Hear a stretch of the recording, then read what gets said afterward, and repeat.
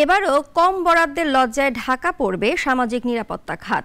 আর এই লজ্জা ঢাকতে গোঁজামিলের ভিত্তিতে সাজানো হচ্ছে খাতটি। শিক্ষার্থীদের বৃত্তির খরচও দেখানো হবে এই কর্মসূচিতে। আর মোট বরাদ্দ ৭,০০০ কোটি টাকা বাড়তে পারে, তবে বাড়বে না ভাতার পরিমাণ, বাড়বে কেবল ভাতাভোগীর সংখ্যা। সাইদ আরমানের ধারাবাহিক রিপোর্ট। ২০২৪-২৫ অর্থবছরে বাড়তি মনোযোগ পাচ্ছেন সরকারি চাকরিজীবীরা। তাদের জন্য বরাদ্দ বাড়ানো হতে পারে প্রায় ৮,০০০ কোটি টাকা।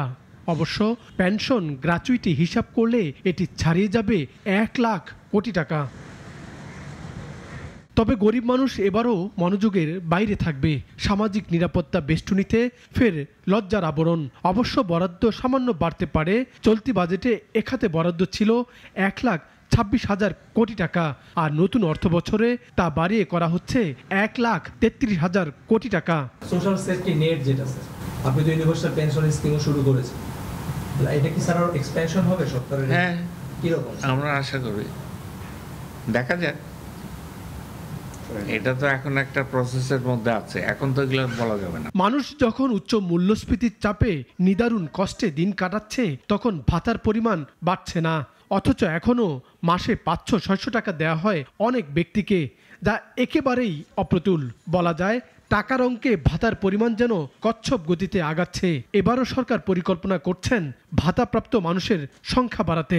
আপনি এমন একটা ভাতা দিচ্ছেন ৫০০ টাকা, সেটা আপনি একটা মানুষের দারিদ্র্যসীমার নিচে অবস্থান করার ক্ষেত্রে আপনি বাধ্য করছেন কিনা, অর্থাৎ আপনি দারিদ্র্যসীমার উপরে তাকে আনার জন্য যে সামাজিক সুরক্ষাটা দেওয়ার কথা, সেটা যথোপযুক্তভাবে দিতে পারছি না। অবশ্য লজ্জা ঢাকতে গোঁজামিল দিয়ে সাজানো হচ্ছে এবারের বাজেটে এ খাতটি। সত্যিকার অর্থে সামাজিক নিরাপত্তা কর্মসূচি নয়, এমন উদ্যোগকে আনা হচ্ছে এ খাতে। সঞ্চয়পত্রের বাড়তি সুদ, শিক্ষার্থীদের বৃত্তি, এমনকি পেনশনের টাকাও দেখানো হবে এ খাতে। সীমাবদ্ধতার মধ্যেই আমাদের একটা পুনর্বন্টন, পুনর্বিন্যাস আমাদের করতে হবে, সেটা ভর্তুকি হোক বা সামাজিক সুরক্ষা খাত হোক।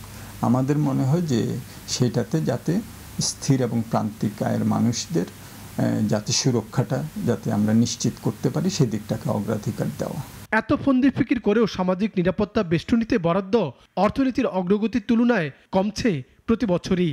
আগামী বাজেটে বরাদ্দ হতে পারে জিডিপির 2.42%, যা চলতি বাজেটে জিডিপির 2.52%।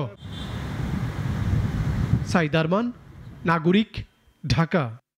ওয়ালটন এয়ার কন্ডিশনার এক্সচেঞ্জ অফারে স্প্লিট এসিতে 23,000 টাকা পর্যন্ত নিশ্চিত ছাড়।